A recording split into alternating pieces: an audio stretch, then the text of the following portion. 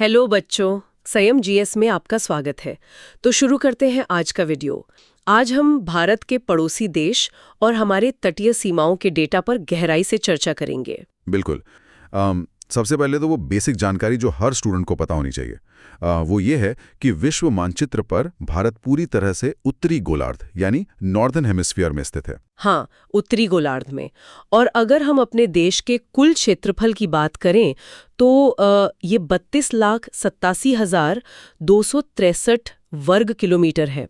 ये direct figure exams में आता है, तो इसे दिमाग में बैठा लेना चाहिए। सही कहा आपने।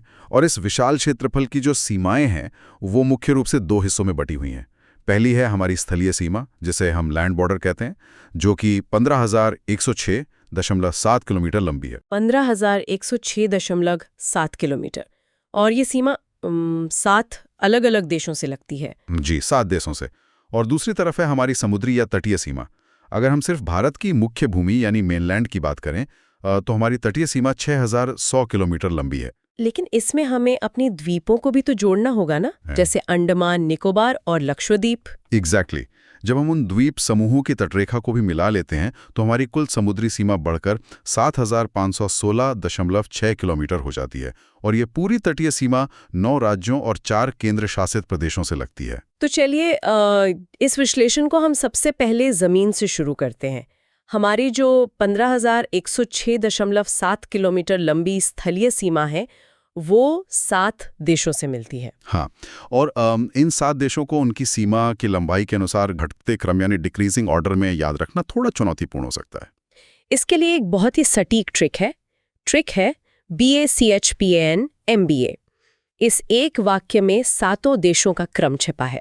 तो इस ट्रिक के आधार पर हम सबसे लंबी सीमा से शुरुआत करते हैं। बिल्कुल। इस ट्रिक के बेस यहाँ आता है बांग्लादेश। भारत की सबसे लंबी सीमा बांग्लादेश के साथ ही है, जो 4,096.7 किलोमीटर है। 4,096.7 किलोमीटर। अच्छा, नक्शे पर तो बांग्लादेश बहुत छोटा सा दिखाई देता है, तो ये सीमा इतनी लंबी कैसे हो गई? इसके पीछे का मुख्य कारण उस सीमा की भौगोलिक बनावट है। बांग्लादेश की सीमा कोई सीधी रेखा नहीं है, ये नदियों और दलदलों के बीच से होकर बहुत ही घुमावदार तरीके से यानी जिगजैग पैटर्न में गुजरती है। इसी वजह से इसकी कुल लंबाई इतनी ज्यादा हो जाती है। समझ गई। और इस सीमा का कुछ नाम भी है ना? जी, इस सीमा को रेड क्लिफ रेखा कहा जाता है और त्रिपुरा के पास इसे विशेष रूप से शून्य रेखा या जीरो लाइन का नाम दिया गया है, क्योंकि ये बहुत ही जटिल भूभाग है। इसलिए यहाँ सुरक्षा की जिम्मेदारी BSF को दी गई है। और त्रिपुरा की स्थिति तो छात्रों को नक्शे में इमेजिन करनी चाहिए। त्रिपुरा राज्य 3 तरफ से पूरी तरह से बांग्लादेश से घिरा हुआ है। यही कारण है कि वहाँ जीरो लाइन इतनी महत्वपूर्ण है। सही कहा। कुल मिलाकर 5 भारतीय राज्य हैं जो बांग्लादेश के साथ सीमा बनाते हैं। इनमें सबसे लंबी सीमा पश्चिम बंगाल की है, जो 2,216.7 किलोमीटर है। उसके बाद दूसरे नंबर पर त्रिपुरा आता है, 856 किलोमीटर। हाँ, इसके बाद मेघालय 443 किलोमीटर, मिजोरम 318 किलोमीटर और असम 263 किलोमीटर की सीमा बनाता है। यहाँ असम के बारे में एक विशेष तथ्य है जिस पर हमें ध्यान देना चाहिए। असम का नक्शा कुछ ऐसा है कि वो मेघालय के दोनों तरफ से होकर गुजरता है, जिसके कारण असम बांग्लादेश के साथ 2 बार सीमा बनाता है। बहुत महत्वपूर्ण पॉइंट है ये। और भारत बांग्लादेश के बीच एक बहुत ही चर्चित भूभाग है 3 बीघा कॉरिडोर। ये भी सीधे तौर पर परीक्षा में पूछा जाता है। बिल्कुल। अब हमारी ट्रिक बचपन के दूसरे अक्षर CH पर आते हैं, यानी चीन। चीन के साथ हमारी दूसरी सबसे लंबी स्थलीय सीमा है। जी, जिसकी कुल लंबाई 3,488 किलोमीटर है। भारत और चीन की सीमा को 2 अलग-अलग नामों से जाना जाता है। अरुणाचल प्रदेश के हिस्से में इस सीमा रेखा को मैकमोहन रेखा कहते हैं। लेकिन लद्दाख और अन्य क्षेत्रों में जो वास्तविक नियंत्रण रेखा है उसे LAC यानी लाइन ऑफ एक्चुअल कंट्रोल कहा जाता है। हाँ। और क्योंकि ये सीमा अत्यधिक ऊंचाई और बर्फीले पहाड़ों से होकर गुजरती है, इसलिए यहाँ की सुरक्षा ITBP यानी भारत तिब्बत सीमा पुलिस के पास है। चीन के साथ हमारी सीमा कुल 4 राज्यों और 1 केंद्र शासित प्रदेश से लगती है। अगर हम आंकड़ों को देखें तो सबसे लंबी सीमा लद्दाख UT की है, जो 1597 किलोमीटर है।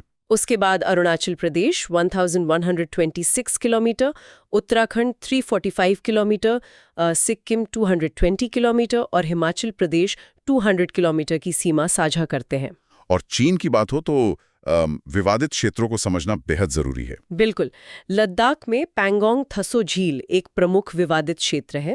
इसके अलावा डोकलाम का सामरिक महत्व बहुत अधिक है। डोकलाम असल में एक ट्राई जंक्शन है, यानी एक ऐसा बिंदु जहां 3 देशों भूटान, चीन और भारत की सीमाएं आपस में मिलती हैं। सही कहा। अब हम ट्रिक के पी हिस्से की ओर बढ़ते हैं, जो पाकिस्तान है। पाकिस्तान के साथ हमारी 3323 किलोमीटर लंबी सीमा है। इस सीमा को भी रेडक्लिफ रेखा ही कहा जाता है, लेकिन जम्मू कश्मीर के क्षेत्र में इसे LOC यानी लाइन ऑफ कंट्रोल कहते हैं। जी, यहाँ मुख्य रूप से मैदानी और रेगिस्तानी इलाके होने के कारण सुरक्षा की जिम्मेदारी BSF संभालती है।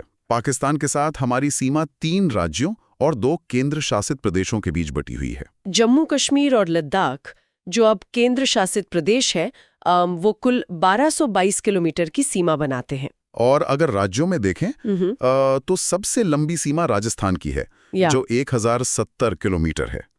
इसके बाद गुजरात 506 किलोमीटर और पंजाब 425 किलोमीटर की सीमा साझा करते हैं। परीक्षा के दृष्टिकोण से पाकिस्तान सीमा पर 2 बड़े विवादित क्षेत्र हमेशा चर्चा में रहते हैं। पहला है गुजरात का सर क्रीक क्षेत्र, जो एक दलदली इलाका है, और दूसरा है POK यानी पाकिस्तान अधिकृत कश्मीर।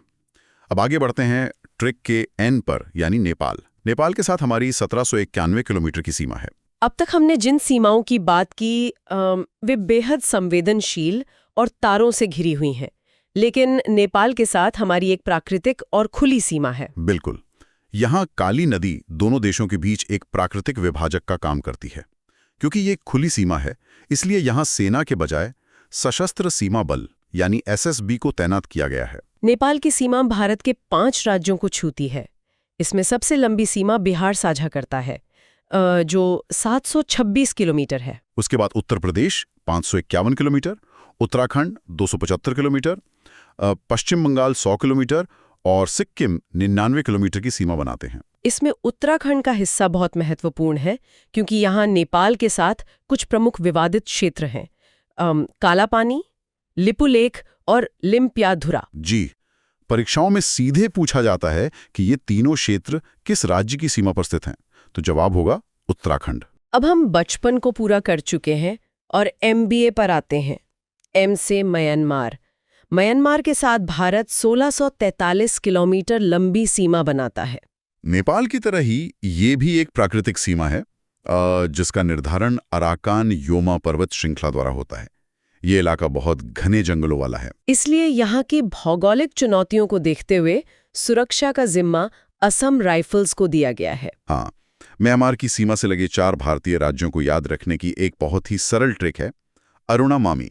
अरुणा से अरुणाचल प्रदेश, जो सबसे लंबी सीमा बनाता है, कुल 520 किलोमीटर। और ना से नागालैंड, जो 215 किलोमीटर की सीमा बनाता है।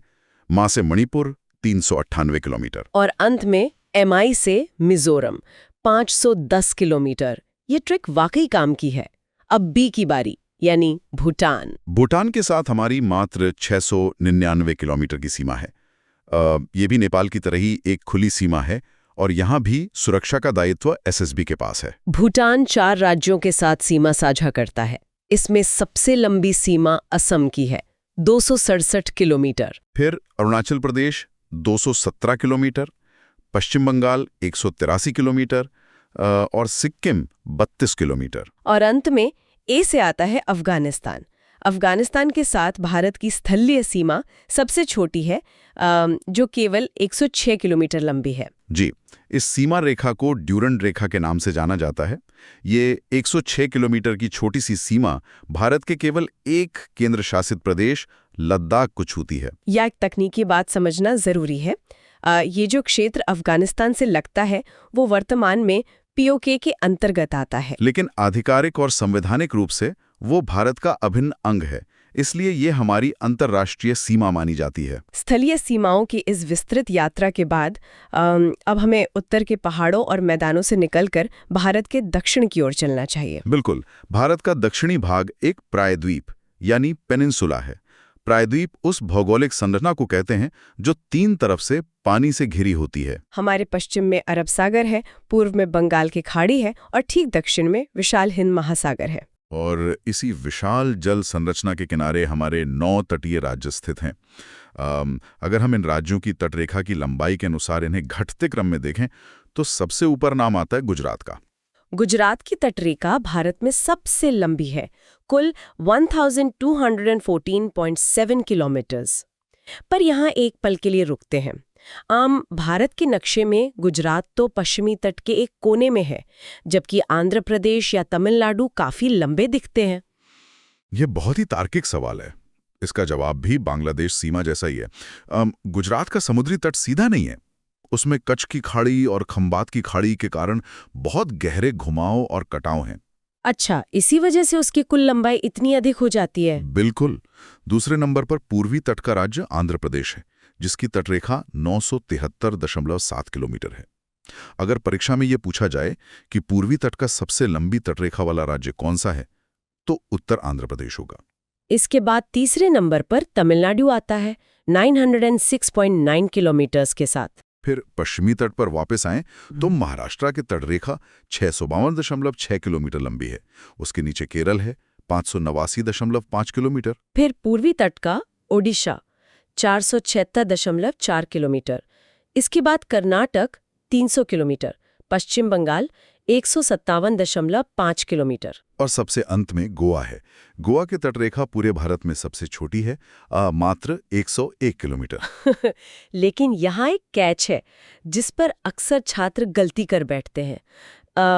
हमने अभी जिन 9 नामों की बात की वे केवल राज्य हैं। सही कहा। अगर परीक्षा के प्रश्न में राज्यों के साथ साथ केंद्र शासित प्रदेशों यानी यूटीज को भी शामिल कर लिया जाए तो पूरी स्थिति बदल जाती है। उस केस में अंडमान निकोबार द्वीप समूह की तटरेखा सबसे लंबी हो जाएगी, जो कि 1962 किलोमीटर है। ये एक बहुत ही महत्वपूर्ण अंतर है। अब इन तटों को सिर्फ राज्यों के नाम से नहीं पहचाना जाता। भूगोल में इन समुद्री तटों के कुछ विशेष क्षेत्रीय नाम भी हैं, जहां से सीधे प्रश्न बनते हैं। पश्चिमी तट की बात करें तो गुजरात के समुद्री तट को काठियावाड़ तट कहा जाता है। उसके नीचे महाराष्ट्र से लेकर गोवा तक फैले तट को कोंकण तट कहते हैं। उससे और दक्षिण की ओर बढ़ें तो कर्नाटक के समुद्री तट को केनरा तट या कन्नड़ तट कहा जाता है। और सबसे नीचे आता है केरल का मालाबार तट। मालाबार तट का नाम सुनते ही मानसून की याद आती है। ऐसा क्यों है कि मानसून के मौसम में मालाबार तट का नाम बार बार लिया जाता है? इसके पीछे सीधा सा भौगोलिक कारण है। जब दक्षिण पश्चिम मानसून अरब सागर से होते हुए भारत की तरफ बढ़ता है तो भारतीय प्रायद्वीप में उसकी सबसे पहली टक्कर केरल के इसी मालाबार तट से होती है। इसलिए भारत में मानसून की सबसे पहली बारिश मालाबार तट पे ही होती है। बिल्कुल। उसी तरह अगर हम पूर्वी तट पर आएं तो तमिलनाडु और आंध्र प्रदेश के दक्षिणी हिस्से के समुद्री तट को मिलाकर कोरोमंडल तट कहा जाता है। मालाबार तट अगर मानसून के आने के लिए जाना जाता है तो ये कोरोमंडल तट सर्दियों में होने वाली बारिश के लिए मशहूर है। हाँ, जब लौटता हुआ मानसून बंगाल की खाड़ी से नमी उठाता है तो वो इसी कोरोमंडल तट पर बारिश करता है। और पूर्वी तट पर थोड़ा और ऊपर चलें तो आंध्र प्रदेश की उत्तरी और ओडिशा के दक्षिणी हिस्से को मिलाकर जो तट बनता है उसे उत्तरी सरकार कहा जाता है। अंत में केवल ओडिशा राज्य के विशिष्ट तट को उत्कल तट कहा जाता है। हमारा राष्ट्रगान भी इसी उत्कल शब्द का उल्लेख करता है। अब तक हमने जमीन और तटरेखा की बात की। जमीन की सीमा तो साफ साफ दिख जाती है कि फला नदी या पहाड़ के उस पार दूसरा देश है, लेकिन समुद्र में कोई दीवार तो होती नहीं है। सही सवाल है। तो जल में हमारी सीमा कहाँ खत्म होती है और अंतर्राष्ट्रीय जल कहाँ से शुरू होता है? समुद्र पर अधिकार को लेकर अंतर्राष्ट्रीय कानून तय हैं, जिन्हें समुद्री अधिकार क्षेत्र कहा जाता है। इसे नॉटिकल माइल्स यानी NM में मापा जाता है। भारत के समुद्री अधिकार को 3 स्पष्ट क्षेत्रों में बांटा गया है। वो 3 क्षेत्र कौन से हैं? पहला है प्रादेशिक सीमा, जिसे टेरिटोरियल सी कहते हैं। ये हमारी तटरेखा से लेकर समुद्र में 12 नॉटिकल माइल्स तक होता है। इस क्षेत्र पर भारत का पूरी तरह से संप्रभु अधिकार होता है, ठीक उसी तरह जैसे जमीन पर होता है। और 12 नॉटिकल माइल्स के बाद क्या आता है? उसके बाद आता है संलग्न क्षेत्र या कॉन्टिग्यूअस जोन। ये तट रेखा से 24 नॉटिकल माइल्स तक फैला होता है। इस क्षेत्र में भारत को विशेष अधिकार मिले हैं, जैसे समुद्र की साफ सफाई बनाए रखना, इमिग्रेशन कानून लागू करना, और सबसे अहम वो सीमा शुल्क यानी कस्टम ड्यूटी वसूलने का अधिकार भी इसी क्षेत्र में है। और तीसरा और सबसे बड़ा क्षेत्र कौन सा है? वो है अनन्य आर्थिक क्षेत्र, जिसे एक्सक्लूसिव इकोनॉमिक जोन या EEZ कहा जाता है। ये तट रेखा से 200 नॉटिकल माइल्स तक समुद्र में फैला होता है। इस विशाल क्षेत्र में भारत को वैज्ञानिक अनुसंधान करने, नए द्वीपों का निर्माण करने और समुद्री संसाधनों के दोहन का पूर्ण अधिकार प्राप्त है। बिल्कुल, जैसे तेल, प्राकृतिक गैस और खनिज निकालना। समुद्री भूगोल को पूरी तरह समझने के लिए हमें कुछ प्रमुख जल डमरू मध्य यानी स्ट्रेट्स और चैनल्स को भी देखना होगा। ये समंदर के वो हिस्से हैं जो दो जमीनी हिस्सों को अलग करते हैं, जैसे 8 डिग्री चैनल। ये चैनल मालदीव देश को भारत के मिनिकॉय द्वीप से अलग करता है। उसके ठीक ऊपर है 9 डिग्री चैनल, जो मिनिकॉय द्वीप को मुख्य लक्ष्य द्वीप समूह से अलग करता है। और फिर है 10 डिग्री चैनल, जो सबसे ज्यादा बार परीक्षाओं में पूछा गया है। ये अंडमान द्वीप समूह को निकोबार द्वीप समूह से अलग करता है। इसके अलावा भारत और श्रीलंका के बीच का जलमार्ग भी बहुत अहम है। तमिलनाडु राज्य और श्रीलंका के बीच जो समुंदर है, वहां पाक जलडमरू मध्य, जिसे पाल्क स्ट्रेट कहते हैं, और मन्नार की खाड़ी स्थित है। नाम में पाक सुनकर कई बार छात्र इसे पाकिस्तान से जोड़ लेते हैं, लेकिन ये श्रीलंका और भारत के बीच है। अब इस पूरी चर्चा के अंतिम और सबसे निर्णायक पड़ाव पर आते हैं। हमने जो भी डेटा अब तक डिस्कस किया है, परीक्षाओं में अक्सर इन तथ्यों को मिलाकर घुमावदार सवाल पूछे जाते हैं। इन्हें हम माइक्रो फैक्ट्स कह सकते हैं। सबसे पहले बात करते हैं उन भारतीय राज्यों की जो 3 अलग-अलग देशों की सीमाओं को छूते हैं। जी, इन्हें ट्राई जंक्शन राज्य कहा जाता है। ऐसे 4 प्रमुख क्षेत्र हैं। पहला है सिक्किम, जिसकी सीमाएं एक तरफ नेपाल, दूसरी तरफ चीन और तीसरी तरफ भूटान से लगती हैं। दूसरा है अरुणाचल प्रदेश। ये भूटान, चीन और म्यांमार से घिरा हुआ है। तीसरा राज्य है पश्चिम बंगाल, जो नेपाल, भूटान और बांग्लादेश नामक 3 देशों को छूता है। और चौथा है लद्दाख केंद्र शासित प्रदेश, जिसकी सीमाएं पाकिस्तान, अफगानिस्तान और चीन से मिलती हैं। इसी तरह एक और घुमावदार प्रश्न आता है कि भारत का वो कौन सा राज्य है जो सबसे अधिक भारतीय राज्यों की सीमाओं को छूता है? इसका सीधा उत्तर है उत्तर प्रदेश। उत्तर प्रदेश की सीमा कुल 8 राज्यों, 1 केंद्र शासित प्रदेश यानी दिल्ली और 1 अंतर्राष्ट्रीय देश यानी नेपाल से लगती है। और उत्तर प्रदेश के अंदर भी एक बहुत ही खास भौगोलिक अपवाद है, वो सोनभद्र जिला। सोनभद्र पूरे भारत का एकमात्र ऐसा जिला है जो 4 अलग-अलग राज्यों की सीमाओं को एक साथ छूता है। ये 4 राज्य हैं मध्य प्रदेश, छत्तीसगढ़, झारखंड और बिहार। इसके बाद एक टर्म आता है लैंडलॉक्ड राज्य या लैंडलॉक्ड स्टेट्स। इसका मतलब है वे राज्य जो पूरी तरह से जमीन से घिरे हैं, जिनकी न तो कोई अंतर्राष्ट्रीय सीमा है और न ही वे समुद्र के किनारे स्थित हैं। भारत में ऐसे कुल 5 राज्य हैं। आप इन्हें भारत के बीचों बीच नक्शे पे देख सकते हैं: मध्य प्रदेश, छत्तीसगढ़, झारखंड, तेलंगाना और हरियाणा। और इसी का बिल्कुल उल्टा मामला भी है। भारत में 2 ऐसे राज्य हैं जिनके पास एक तरफ समुद्री तट भी है और दूसरी तरफ वे अंतर्राष्ट्रीय सीमा भी बनाते हैं। पहला है गुजरात। इसका एक हिस्सा अरब सागर को छूता है और दूसरी तरफ ये पाकिस्तान के साथ स्थलीय सीमा बनाता है। दूसरा राज्य है पश्चिम बंगाल।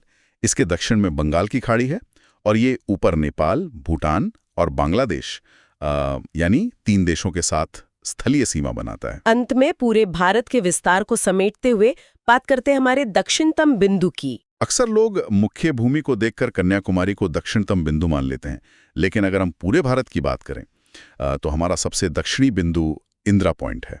और ये स्पष्ट होना चाहिए कि इंदिरा पॉइंट मुख्य भूमि पर नहीं, बल्कि अंडमान निकोबार द्वीप समूह के ग्रेट निकोबार द्वीप में स्थित है। आज के इस पूरे विश्लेषण में हमने स्थलीय सीमाओं की जटिलताओं से लेकर समुद्री अधिकार क्षेत्रों तक और हर राज्य की भौगोलिक विशिष्टता के हर एक तथ्य को समझा है। ये सारा डेटा 1-1 किलोमीटर और हर एक राज्य का नाम आपकी प्रतियोगी परीक्षाओं की सफलता की नींव है। इसे बार बार रिवाइज करना ही एकमात्र रास्ता है। बच्चों, वीडियो अच्छा लगा हो तो लाइक करें, शेयर करें और चैनल को सब्सक्राइब जरूर करें। तो मिलते हैं नेक्स्ट वीडियो में।